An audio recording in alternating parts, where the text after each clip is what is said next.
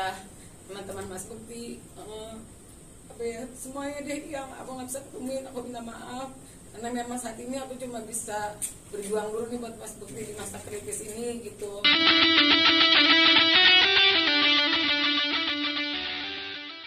Akan bisa mengenai update terkini kondisi dari sang suami sendiri sekarang sudah sejauh mana penyembuhannya? Alhamdulillah, yang penting alhamdulillahnya Mas Bukti udah sadar, udah bisa bercanda, udah bisa ngobrol ya. Tapi itu sekarang hari ini dibatasi karena Mas Indra kayaknya Mas Duta ini yang Masya Allahnya dia walaupun lagi kondisi tidak sadar ini karena dia harusnya nih banyak banget pekerjaan gitu. Jadi dia tuh agak bisa dibilangin karena dia masih masa pemulihan dan recovery. Jadi dia masih ngelantur cara ngomongnya dan pikirannya gitu. Jadi sometimes dia ngomongin suatu hal yang masa lampau bukan masa sekarang gitu. Jadi kadang lagi tidur tiba-tiba dia bangun kayak nyopot ada di jari itulah ya buat tensi, terus kayak gitu dia bangun, bener-bener aku harus kerja jam berapa dia bilang gitu, jam 2 begitu dia mau kerja karena dia tahu hari ini dia harus kerja gitu. Terus jadi dia masih keinget tentang jadwal kerjaannya gitu. Ya betul. Terus begitu. Jadi ada flashback yang dia kadang ngomongin tentang masa kecilnya. Sometimes dia kayak cuma kayak bangun ini di mana gitu, cuma ini di mana, ada di ruangan mana. Jadi memang karena karena operasi ini Mas Mitik juga jadinya ada memori yang dia ulang lagi perlahan-lahan dari dulu sampai sekarang. Jadi bisa dibilangin dia agak kurang bisa mengingat yang sekarang ini, jadi tidak bisa di-push. Dan hari ini doain aja Mas Indra agak menurun menurun kesehatannya gitu. Jadi dia bisa dibilang karena kelelahan, jadi tensinya jadi agak naik, terus pendarahan juga di saraf pembuluh darahnya itu jadi agak banyak lagi gitu. Jadi hari ini sangat jadi aku juga cuma datang ke kamarnya, cuma banyak diem. Kalau dia mau makan, aku cuma bangun untuk makan. Habis itu dia emang kita masukin obat untuk cepat dia tidur. Jadi alhamdulillah gitu, ini malam ini karena masih dibawa infus juga, jadi maksudnya tensinya balik lagi gitu. Jadi ini benar-benar lagi masa, kalau bisa dibilangnya ini penyakit yang memang kritis gitu buat Mas Bukti gitu. Jadinya saat ini sih keadaannya lagi begitu. Sempat dengar juga kabar bahwa penglihatannya sedikit menurun, itu seperti apa? Menurun itu bisa dibilangnya sebenarnya karena habis lagi operasi kemarin gitu. Jadi kayaknya ini sih besok kita baru mau cek lagi di MRI lagi. Sebenarnya harusnya besok tuh MRI kapasitas operasi itu gimana gitu. Tadi kan karena ada pendarahan dan aku juga kayaknya mau ngecek bagian matanya karena dia ngerasa hari ini kok buram dan bagian palanya sakit gitu. Jadi besok tuh mau di MRI. Jadi buram itu kayak dia sebenarnya bisa ngelihat tapi ngelihat orang tuh buram gitu. Jadi masih kenal dulu itu siapa. Terus itu diraba, terus dia bercanda. Dia nggak kenal sama orang ini. Dia sebut itu seharusnya Nana, tapi dia jadi Nani gitu. Tapi dia bercanda, terus aku cek itu Nana sayang, aku bilang gitu. Aku tahu lah, masa aku dikasih tahu. Gitu. Alhamdulillah semua di ruangan ini dokter-dokter semua suster tuh happy sama Mas Bakti, walaupun kayak gitu dia tuh tetap Mas Bakti yang seperti dulu gitu ya. Luar biasa, buat aku masih semangatnya dia masih luar biasa gitu. Jadi aku juga harus di depan dia harus kuat dan nggak boleh liatin aku nangis karena saat ini dia butuh aku gitu. Dan aku bersyukur banget walaupun dia buram, dia nggak bisa mengingat masa yang sekarang ini gitu, tapi dia masih ingat aku gitu, masih dia momen-momen sama aku tuh dia inget banget gitu. Kalau saya awal-awal aku ngambek itu dia masih nangis gitu. Terus dia bilang aku tuh sayang banget sama tuh cewek. Terus kata teman aku, sahabat aku, siapa namanya, Lila Dita, wanita paling aku cinta, kata dia bilang gitu. Terus buat aku tuh aku bersyukur banget karena yang lainnya mereka masih meraba-raba gitu ya. Alhamdulillah, makanya aku berusaha banget. Kenapa aku juga tidak mau memposkan wajah suami aku, karena memang bukan untuk saat ini gitu, karena keadaannya juga masih kritis dan aku nggak sanggup aja untuk ngeliat pos suami aku, jadi aku cuma ngupdatein keadaan dia tuh lewat tangan sometimes gitu. Nanti kalau memang gitu nanti aku mungkin aku bisa kasih cuma suara-suara dia yang bisa memperlihatkan kalau dia tuh kalau untuk suara apa semangatnya itu masih luar biasa. Cuma sekarang ini dokter pun bilang Mas Bekti itu semangatnya luar biasa, sampai tadi itu tensi dia sempat naik juga karena sakit kepalanya itu. Dia slow banget tuh, yang kayak jangan pusing dong, minta obat dong gitu. Jadi itu buat dia, tapi buat para keluarganya ini tolong dijaga banget, kata dia bilang gitu. Jadi aku cuma ngadepin dia, kenapa Bun? Oke, aku bilang gitu. Tapi kita keluarga tetap harus menjaga informasi-informasi yang ada dari dokter gitu. Cuman kalau untuk sensorik dan motoriknya udah Alhamdulillah bersyukurillah. Kalau untuk dari tangan, kaki, semua tuh sampai dokter, ayo coba tangannya, ayo kayak tendangannya, semua kita sampai dicek jantung semua gitu, semua alhamdulillah. Sekarang tuh masalahnya cuma dia ngerasa pusing banget palanya, terus apalagi palanya sama mata sih yang masih aku worritin gitu. Jadi itu yang masih, karena palanya itu sakit karena dia masih ngeluarin darah gitu. Karena dia tuh kalau ngomong saking antusiasnya itu yang bikin dia juga tensi agak naik gitu, karena dia ngomong tuh sambil mikir, tidur aja bisa-bisa kebangun kaget cuma ngomongin hal nggak penting, bukan nggak penting.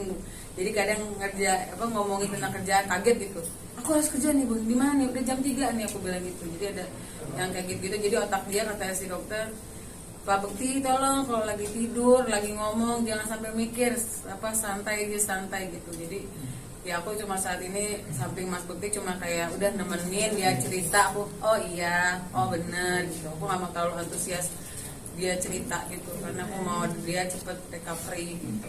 Kalau untuk sebelumnya kan bilang juga bahwa sempat ada riwayat sering pusing, mungkin Mbak Dila sempat tahu dan sempat dibawa ke rumah sakit kan dengan penyakit pusingnya dari Mas Bekti sendiri atau seperti apa? Udah, sebelum ini kejadiannya dia sempat pusing-pusing gitu. Terus karena ini berawal tuh dari dia kerjaan ini malam, paginya dia harus siaran, tidurnya sangat kurang buat aku, dia cuma 2 jam 3 jam. Terus ada sometimes dia pernah nerima kerjaan dari pagi lagi dia harus berangkat, jadi dia tidak tidur pagi, dia harus ngejar lagi siaran. Jadi saat itu udah mulai tuh apalagi pusing, yang dia tuh dulu tuh sebenarnya bisa nahan banget pusing gitu. Terus akhirnya kok dia sampai kayak sakit banget ya, sampai dia mau pingsan. Aku bawa deh ke salah satu rumah sakit, kita sempet juga cek MRI. Aku nggak tahu kenapa di situ dibilanginnya clear untuk bagian pembuluh darah di kepalanya, tapinya ternyata di sini sampai dia jatuh pingsan ini, di sini ternyata kok dia ada gitu. Aku juga agak aneh gitu. Nah terus semuanya dia malah cuma dibilangnya saraf kejepit bagian ini, katanya ada saraf kejepit sampai di kaki.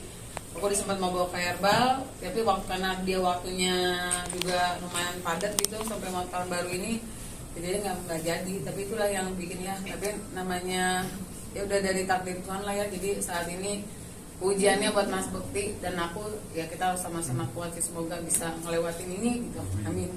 Sudah sejak berapa lama mengeluh pusingnya mungkin? 2 minggu. Pertama tuh dia kayak cuma pusing, aku sangka pusing biasa karena dia minum obat hilang gitu. Sampai suatu saat dia minum obat itu kok udah nggak kuat, dia aduh ini sakit banget ya, pegang pala.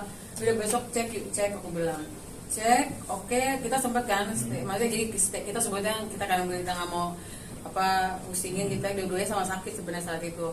Kita staycation gitu, karena staycation di rumah sakit ditanya, karena mau ngecek seluruh tubuh kita dua-duanya baik, dia juga baik, itulah gitu udah 2 minggu itu. Tapi ternyata 2 hari sebelum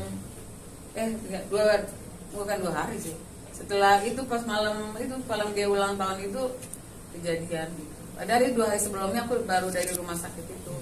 Pak, cuman kan tensi Kak Bekti sendiri kan naik turun dari kemarin katanya gitu. Mungkin kalau memang hingga esok hari tetap naik turun itu dokter akan ada tindakan apa? Ya sih, kalau tensi dia tetap naik ini, kan hari ini dia masih infus kan. Dokter cuma bilang ini kita lagi mau usaha dia tanpa infusan. Karena kan kita mau realitinya mau menurunkan darah yang ada di kepala dia sama tensinya tetap stabil gitu. Jadi kayak dia berharap kalau memang besok belum juga, kita tetap ada namanya MRI buat ngecek mata sama kepalanya. Kenapa? Untuk melihat kapasitas si maksudnya pendarahan di kepalanya ini berkurang atau bertambah. Semoga ya, mohon doanya semoga besok Mas Bukti amat berkurang gitu, matanya tidak ada apa-apa gitu. Jadi kalau memang habis itu dia memang keputusannya masih belum, sepertinya akan ditambah lagi masa dia di ICU. Apakah sebenarnya kayak gitu? Bagaimana yang bikin Maria tegar tidak cepat mungkin istirahat atau pulang ke rumah aku yang suami setiap waktu? Udah tugas sih, ya mas aku udah tugas istri sih. Kalau dibilangin sedih banget gitu, karena ngadepin Mas Bukti yang dia harus kehilangan memori. Sometimes dia juga sempat, dia harus lupa yang ke depan ini. Sometimes dia suka lupa nama anaknya. Awal-awal gitu aku agak, oh my god, dia lupa nama anak gitu. Aku nggak mau yang nge-push dia juga gitu. Tapi baru tadi pagi aku bersyukur banget dia bisa nyebut nama anak, di mana anak di mana aku mau ketemu gitu. Dan aku bilang ada di sana lagi main gitu. Dia bisa sebut nama anak-anak semuanya gitu. Jadi aku bersyukur banget dari kemarin tuh, aku cuma berdoa. Pokoknya saat ini aku cuma percaya sama Tuhan sama Allah, kalau semuanya aku bisa lewatin, aku bisa kuat karena Allah itu aja. Karena itu buat aku, doa aku udah ijabah banget. Mas Bukti bisa ngelewatin operasi besoknya. Mas Bukti ini kayak mukjizat banget, dia bisa besoknya bisa sadar dan dia bisa ngenalin aku, bisa, dan benar-benar kayak Mas Bukti yang apa adanya gitu. Terus ya cuma dia short memory aja gitu, jadi bisa ngulang-ulang semua perkataan dan aku harus sabar ngulang lagi gitu. Jadi aku lagi mau mencoba untuk biar dia nggak mikir aja saat ini gitu. Jadi aku jadi ngejauhin semua TV, semua handphone. Jadi HP itu dia nanya, karena saat kejadian itu kan dia megang handphone, kata dokter emang gitu. Dia nanyain handphone itu karena saat kejadian lagi megang handphone, lagi kerja. Jadi itu yang dia pikirin, kerjaan, handphone. Jadi aku bilang, handphonenya mana? Handphone aku mana? Mati, dicas. Aku bilang gitu. Jadi dia akan ulang-ulang tuh handphone dia di mana. Jadi harus sabar. Handphone bohong-bohongin, ada dicas, ada diambil sama Mas Roy. Jadi ini di mana kayak gitu. Sampai dia oke, ada makamu ya gitu. Pastinya nggak boleh tadi kan masih boleh keluarga inti, masih boleh. Cuma saat ini tadi pagi akhirnya diambil alih oleh rumah sakit. Kita sangat ingin Mas Bukti cepat sehat, jadinya nggak boleh. Yang cuma boleh itu aku. Ini bukan kehendak dari aku, tapi emang dari rumah sakit mengharapkan mereka yang bekerja di ICU ini gitu. Jadinya aku cuma datang, dikasih tahu ini tindakan-tindakan ini, tanda tangan ini. Hari ini juga Mas Bukti banyak tidurnya gitu. Jadi aku aku baru 3 kali ketemu dia, cuma ngeliatin proses tensi semuanya gitu. Jadi lewat telepon kamar juga, Mas bisa dilihatnya, oh lagi tidur kata dia bilang. Jadi doain aja ibu. Jadi kayak gitu intinya. Kenapa saya juga nggak pulang? Rumah saya sangat jauh dari sini. Saya nggak mau gitu, maksudnya kehilangan momen-momen aku nggak bisa ngejagain dia. Alhamdulillahnya ada mama, ada yang siap megangin anak-anak aku juga gitu. Karena di sini juga nggak boleh anak-anak datang, dan aku masih belum siap juga untuk anak-anak ngelihat bapaknya mungkin yang tiba-tiba nggak ngenalin dia gitu. Walaupun anak-anak juga sebenarnya udah tahu, terutama anak pertama aku gitu, udah tahu. Sempat tanya nggak anak-anak? Pasti setiap malam dia nanya, ayah gimana, ayah gini. Kadang tuh aku curhat dulu sama mama, gini mah gini ceritanya nana gitu. Terus aku udah cerita, udah bisa curhat, terus tiba-tiba baru, oh ayah gimana nih ceritanya tadi gini doain ya gitu kan. Harusnya kita staycation nih gitu, aku bilang. Jadi kita nggak jadi staycation ya, kata dia bilang. Ya jangan dong, masa kita staycation ayahnya sakit, aku bilang gitu. Kan bukan flu batuk, ayah lagi sakit banget. Oh ya udah ngatiin gitu. Setiap hari mereka malah yang kayak jangan lupa makan, kita ada grup di handphone kan. Jadi mereka tetap ngasih support, walaupun HP itu memang ayah Mas Bukti nggak megang gitu. Aku pengen semua momen yang memang kita ambil ini nanti Mas Bukti bisa lihat sesudahnya gitu. Setelah kejadian ini dia tahu gitu. Karena semua para di sini juga aku mau makasih semua para teman-teman Mas Bukti, semuanya deh yang aku nggak bisa ketemuin, aku minta maaf karena memang saat ini aku cuma bisa berjuang dulu nih buat Mas Bukti di masa kritis ini gitu. Tapi makasih banget semuanya, baik banget ya teman-teman Mas Bukti pemimpin kerjaannya Mas Bukti juga, Bu Siwi, semuanya dia pokoknya yang bisa mengerti keadaan Mas Bukti saat ini. Aku makasih banget itu support dan dukungannya gitu. Ini kan kita juga, aku mau sekalian memberitahu gitu kalau apa ya, lagi agak, emang kita lagi berat karena kita lagi usahain banget saat ini. Kayaknya aku mau membuka penggalangan dana gitu untuk Mas Indra, karena yang tampaknya akan 20 hari ke depan Mas Bukti itu akan di sini gitu. Jadinya biayanya udah sangat besar di hari keempat ini gitu. Jadi aku udah broadcast beberapa teman-teman juga, alhamdulillah ya mulailah ada beberapa yang udah memberikan kebaikannya, keikhlasannya, yang nggak mau dikasih tahu siapa namanya ya, alhamdulillah sih. Jadi semoga yang mendengar ini juga bisa membantu Mas Bukti gitu. Berharap ada tangan-tangan baik yang bisa nolongin Mas Bukti sampai sehat gitu. Amin. Adila, seharusnya kan momen bahagia ya, karena waktu kejadian pas di hari ulang tahun. Gimana sih artinya berita ini mengagetkan seorang Kadila sendiri? Kalau sekarang sih, sekarang aku pernah nih menyebutin nama ini tanggal berapa pun, dia bilang gitu. Sekarang sudah tanggal 29, aku bilang gitu. Terus tiba-tiba dia bilang gini, hah? Ah, bunda bohong, kata dia bilang gitu. Kan ayah masuk tanggal 28. Terus apa jawabannya, dia bilang, no, that's my day, I don't want, that's my birthday, kata dia bilang gitu. Jadi aku yang menyimpulkan, memang dia setiap tanggal 28 itu pasti ada momen kebahagiaan bareng sama sahabatnya, bareng sama siapapun. Jadi aku nangkepnya, oh dia nggak mau nih hari kejadian itu. Jadi aku tanya, ayah maunya tanggal berapa? Aku bilang gitu, tanggal 4, dia bilang gitu. Oke, tanggal 4. Jadi dia nggak pernah mau nyebutin tanggal itu di tanggal 28. Sebenarnya ada teman kita yang datang juga nyebutin, besok kamu lo tahun baru sama gue lo tanggal 30. Ih bohong, enggak tanggal 30, nggak 30. Karena dia tuh momen yang dia tunggu kan sebenarnya 28, 30 itu kerjaan plus hari birthday-nya dia gitu. Jadi aku lagi ya insya Allah sih pengennya kalau dia udah baik lagi, pengennya sih ini mumpung ada teman-teman deket nanti mungkin kalau dijabah sama Tuhan, pengennya nanti dia udah sehatan, aku pengen bikin di kamarnya nanti ada apa namanya, aku dekor sedikit lah gitu buat dia happy gitu kalau dia nggak ngelewatin tanggal 28 itu gitu. Karena ini masih panjang perjuangan aku buat recovery dia, yang katanya dia, aku harus, kata dokter ya, apa short memory ini akan panjang kayak anak kecil lagi, kita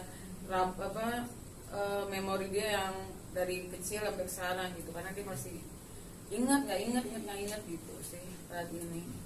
Kadila sempat ngebatasin waktu jam kerjanya Kak Bukti nggak? Katanya 2 jam, 3 saya jam. kalau sebelum kejadian ini sih susah banget ya, saya udah kayak berbusa mulut saya gitu juga.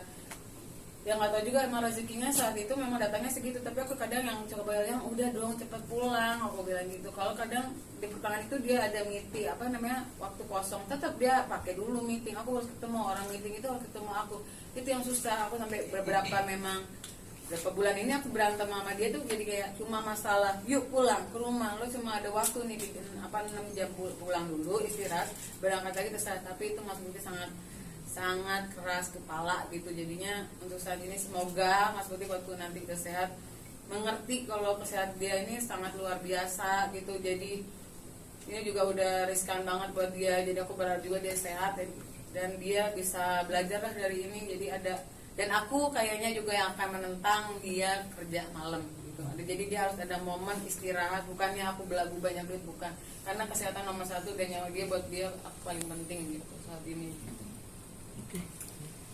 Bila mungkin terakhir, kalau pengen sumbangan bisa menghubungi siapa gitu mungkin? Nanti ada broadcastnya, ada sesuai nama yang udah sesuaiin. Nanti aku taruh juga di IG aku. Beberapa sahabat juga bakal ngeblas, insya Allah dibantuin semuanya. Jadi nanti tolong cek aja di IG aku. Dan semoga banget banyak-banyak tangan yang bisa sesuai apa ya budget rumah sakit ini gitu. Nanti amin gitu ya. Makasih semuanya. Terima kasih.